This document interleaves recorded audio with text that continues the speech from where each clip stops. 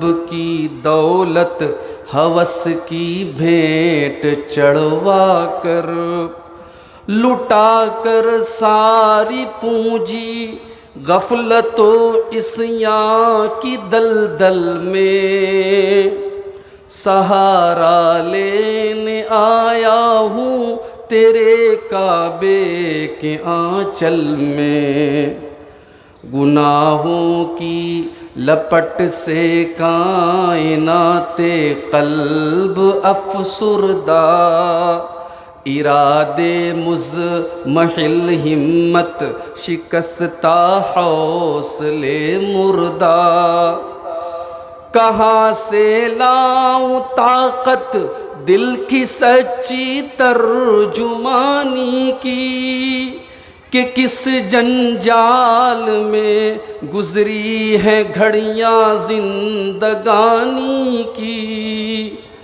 خلاصہ یہ کہ بس جل بھن کے اپنی روح سیاہی سے، سراپا فقر بن کر اپنی حالت کی تباہی سے، تیرے دربار میں لایا ہوں اب اپنی زبوں حالی، تیری چوکھٹ کے لائق ہر عمل سے ہاتھ ہیں خالی، یہ تیرا گھر ہے تیرے مہر کا دربار ہے مولا، سراپا نور ہے ایک مہبت انوار ہے مولا، تیری چوکھٹ کے جو آداب ہیں میں ان سے خالی ہوں، نہیں جس کو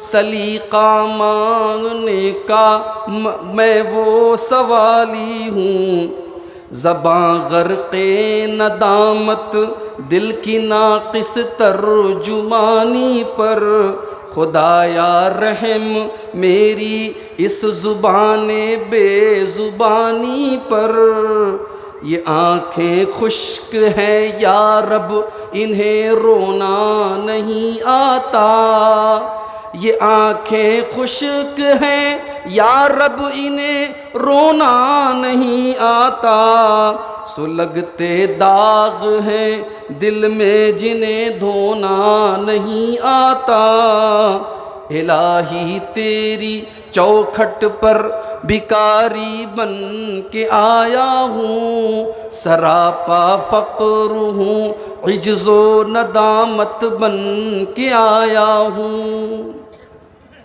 صدر محترم، علماء کرام، محترم بزرگوں، نوجوان ساتھیوں، پردہ نشین ماں اور بہنوں، پیارے بچوں،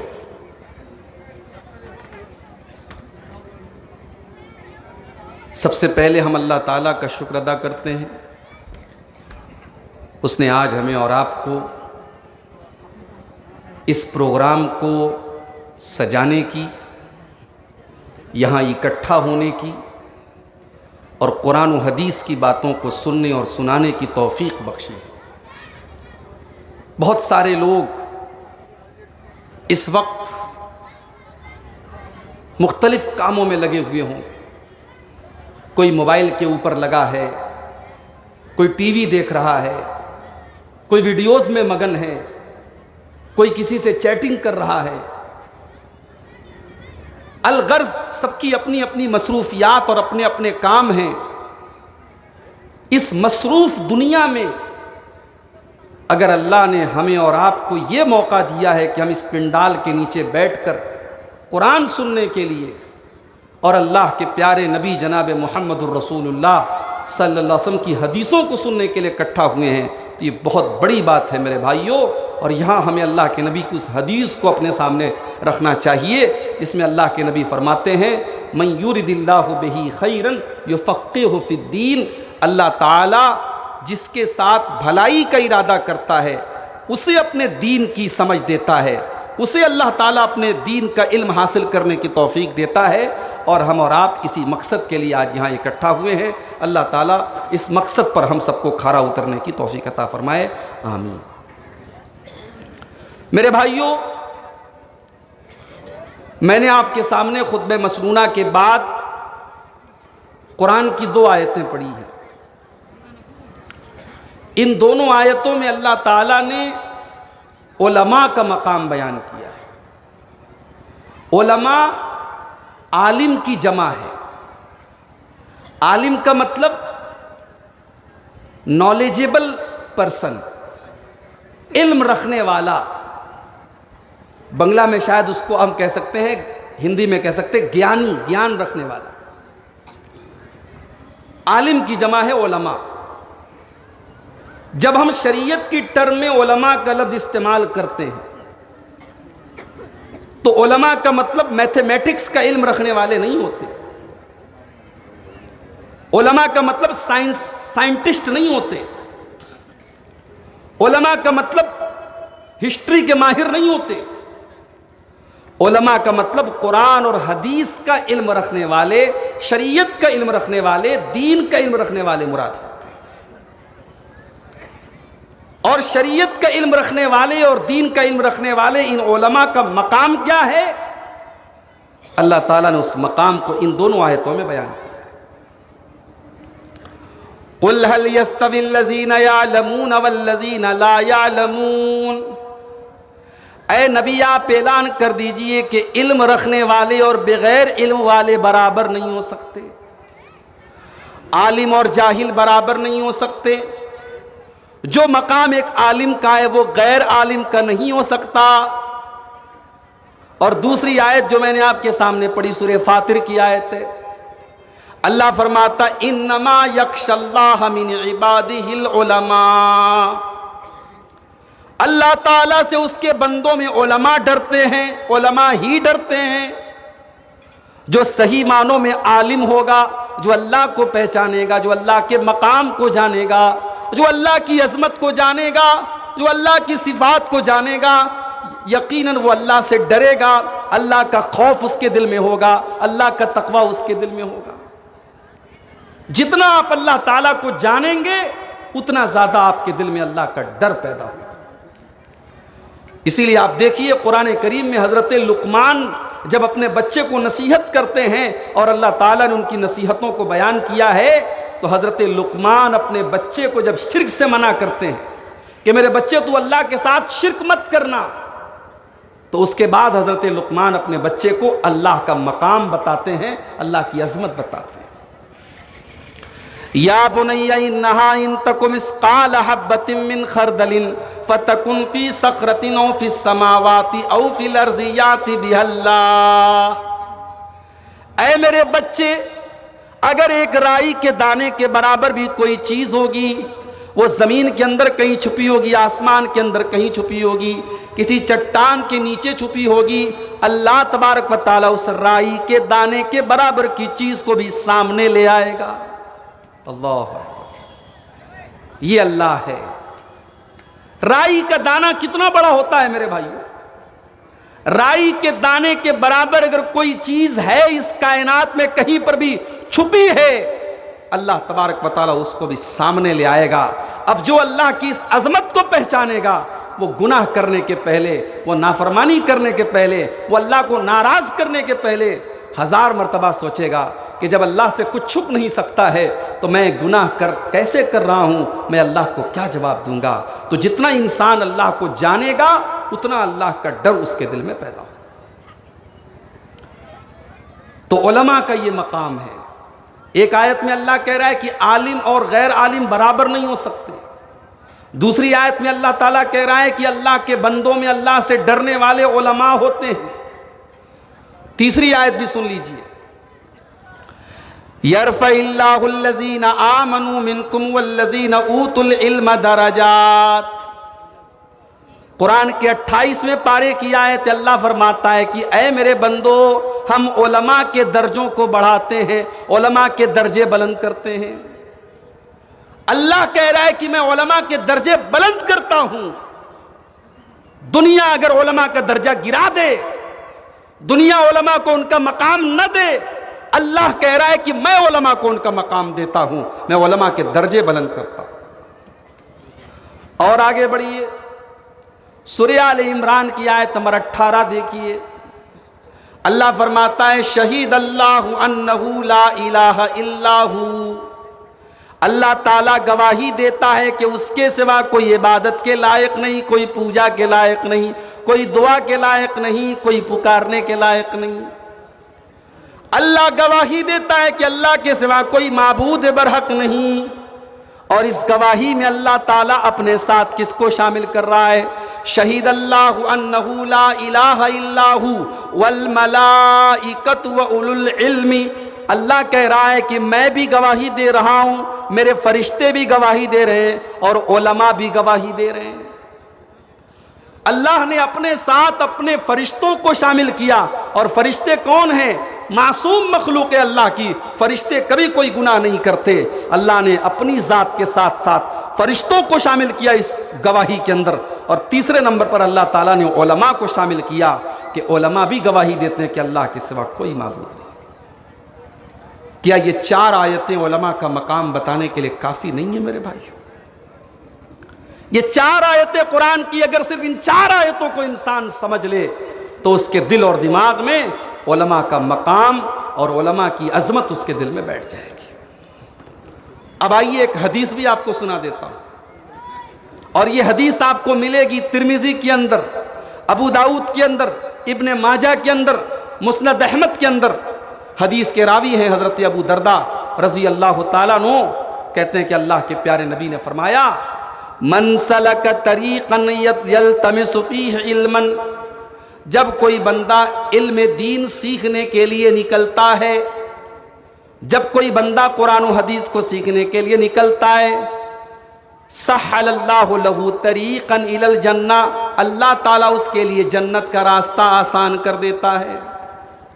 آپ کا بچہ کسی مدرسے میں جا کر کے دینی تعلیم حاصل کرنے گیا ہے، آپ کو لگتا ہے کہ وہ تو مالدہ گیا ہے، وہ تو مئو گیا ہے، وہ تو دلی گیا ہے، وہ تو منصورہ مالیگاؤں گیا ہے۔ آپ کا بچہ گیا تو علم دین سیکھنے کے راستے میں، لیکن اللہ کے نبی یہ خوشخبری دے رہے ہیں کہ آپ کا بچہ جو علم دین سیکھنے کے لیے گیا ہے وہ حقیقت میں جنت کا راستہ طے کر رہا ہے، وہ جنت کے راستے پر چل رہا ہے۔ وَإِنَّ الْمَلَائِكَةَ لَتَضَعُ أَجْنِحَتَهَا رِزًا لِطَالِبِ الْعِلْمِ، اور اللہ کے نبی فرماتے ہیں کہ علم حاصل کرنے والے کے لیے فرشتے اپنے پروں کو بچھا دیتے ہیں، اس کا احترام فرشتے کرتے ہیں، اس کا سمان فرشتے کرتے ہیں، اس کی رسپیکٹ فرشتے کرتے ہیں، اپنے پروں کو بچھا دیتے ہیں۔ وَإِنَّ الْعَالِمَ لَيَسْتَغْفِرُ لَهُ مَنْ فِي السَّمَاوَاتِ وَالْأَرْضِ، اور اللہ کے پیارے نبی فرما رہے ہیں کہ عالم کے لیے زمین و آسمان کی تمام چیزیں مغفرت کی دعا کرتی ہیں، حتی الحیتان فی الماء، یہاں تک کہ پانی کی مچھلیاں بھی اس کے لیے دعا کرتی ہیں۔ اچھا، پانی کی مچھلی کیوں دعا کرتی ہے عالم کے لیے؟ یہ سوال پیدا ہوتا ہے کہ نہیں؟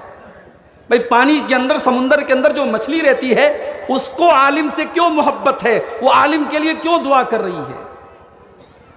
کیونکہ عالم ہی بتاتا ہے کہ حلال کیا ہے، حرام کیا ہے۔ عالم ہی بتاتا ہے کہ مچھلی حلال ہے، اور عالم ہی بتاتا ہے کہ گھڑیال حرام ہے، سور حرام ہے، کتا حرام ہے۔ حلال و حرام ایک عالم بتاتا ہے، اور جب عالم حلال و حرام بتاتا ہے تو مچھلی اس کے لیے دعا کرتی ہے، کیونکہ مچھلی کا جو صحیح حکم ہے، جو شریعت کا حکم ہے، وہ عالم بتا رہا ہے، تو پانی کی مچھلیاں بھی اس عالم کے لیے مغفرت کی دعا کرتی ہیں۔ اس کے بعد اللہ کے نبی فرماتے ہیں وَإِنَّ فَضْلَ الْعَالِمِ عَلَى الْعَابِدِ كَفَضْلِ الْقَمَرِ لَيْلَةَ الْبَدْرِ عَلَى سَائِرِ الْكَوَاكِبِ، چاندنی رات میں سارے ستاروں کے بیچ میں جب چاندنی رات کا 14ویں کا چاند جب چمک رہا ہو، اس چاند کے سامنے سارے ستارے پھیکے پڑ جاتے ہیں۔ اللہ کے نبی فرماتے ہیں کہ عالم کی فضیلت ایک عابد کے اوپر اسی طریقے سے جیسے چاندنی رات کے چاند کی فضیلت ہے ستاروں کے اوپر۔ ایک انسان عالم ہے اور ایک انسان عابد ہے۔ عابد مطلب عبادت بہت کر رہا ہے مگر عالم نہیں ہے، اور ایک انسان عالم ہے، بہت عبادت نہیں کر رہا ہے، فرض ادا کر رہا ہے، فرائض ادا کر رہا ہے، لیکن بہت بڑا عابد نہیں ہے، لیکن عالم ہے۔ تو اللہ کے نبی کہہ رہے ہیں کہ عابد کے اوپر عالم کی فضیلت وہی ہے جیسے 14ویں کے چاند کی فضیلت ہے تمام ستاروں کے۔ اس کے بعد اللہ کے نبی فرماتے ہیں وَإِنَّ الْعُلَمَاءَ وَرَثَةُ الْأَنْبِيَاءِ، بے شک علماء نبیوں کے وارث ہیں، اس لیے کہ جتنے نبی دنیا میں آئے انہوں نے مال کو اپنی وراثت نہیں بنایا، انہوں نے درہم کو اور دینار کو اپنی وراثت نہیں بنایا، انہوں نے روپیے اور پیسے کو اپنی وراثت نہیں بنایا، انہوں نے تو اپنے علم کو وراثت بنایا، اور ان کے جانے کے بعد علماء نے، ان کی امت کے علماء نے ان کی اس وراثت کو سنبھال لیا، اور میری امت کے وارث بھی، میرے وارث بھی اس امت کے علماء ہوں گے، اس لیے کہ جس نے علم دین کو حاصل کر لیا اس نے بہت بڑی دولت کو حاصل کر لیا۔ یہ ہے علماء کا مقام، اور یہ ہے علم دین کا مقام میرے بھائی۔ ہماری اور آپ کی نظر میں ہو سکتا ہے کہ عالم کی ویلو بہت ہلکی ہو، ہمیں لگتا ہو کہ صاحب یہ کرتا پائجامہ پہننے والا، یہ داڑھی رکھنے والا، اس کی کیا ویلو ہے؟ ہم تو کروڑ پتی ہیں، ہم تو ارب پتی ہیں، اس کی اوقات کیا ہے؟ یہ 5,000 6,000 پانے والا یہ ہمارے سامنے کھڑے ہو کر کے بات کرے گا، اس کی کیا اوقات ہے؟ ہو سکتا ہے کبھی ہم اس نظریے سے سوچتے ہو، مگر اللہ کی قسم سماج اور معاشرے میں ایک عالم دین کا جو مقام ہے وہ کسی کروڑ پتی اور ارب پتی کا نہیں ہو سکتا میرے بھائی۔ ایک عالم کا جو مقام ہے وہ کسی دولت مند کا نہیں ہو سکتا، دولت کبھی بھی علم کے مقام تک نہیں پہنچ سکتی۔ امام مالک رحمۃ اللہ علیہ بہت بڑے عالم ہیں، اپنے دور کے مسجد نبوی کے اندر بیٹھ کر کے درس دیتے ہیں، وقت کا بادشاہ اور وقت کا خلیفہ آتا ہے اور کہتا ہے امام مالک میں چاہتا ہوں کہ میرے بیٹوں کو بھی آپ حدیث پڑھائیں، میرے بیٹوں کو بھی آپ علم دین پڑھائیں، لیکن پبلک کے ساتھ میرے بچے بیٹھ کر کے پڑھیں یہ مجھے برداشت نہیں ہے، میرے بچے شہزادے ہیں، بڑے عیش و آرام سے میں نے ان کی پرورش کی ہے، میں چاہتا ہوں کہ آپ پرائیویٹ طور پر میرے بچوں کو آ کر کے پڑھائیں، میں اس کا الگ سے آپ کو معاوضہ دوں گا، پیسہ دوں گا۔ امام مالک نے جواب دیا کہ یہ علم حدیث کا کلاس ہے، یہ علم دین کا کلاس ہے، آپ کے بچوں کو بھی عام طلبہ کی طرح یہاں آ کر کے بیٹھنا پڑے گا، میں آپ کے بچوں کے لیے الگ سے کوئی کلاس نہیں لوں گا۔ اگر آپ کے بچوں کو علم دین سیکھنا ہے تو پیاسا کنویں کے پاس جاتا ہے، کنواں پیاسے کے پاس چل کے نہیں آتا ہے۔ خلیفہ وقت امیر المومنین آپ کے بچوں کو اگر علم دین پڑھنا ہے تو ہمارے طلبہ اور ہمارے اسٹوڈنٹس کے ساتھ آ کر کے بیٹھنا پڑے گا۔ یہ ہے علم دین کی عظمت میرے پیارے ساتھیوں، کہ بادشاہ وقت کو بھی آ کر کے وہاں پہ جھکنا پڑتا ہے اور استاذ کے سامنے ادب کے ساتھ بیٹھنا پڑتا ہے۔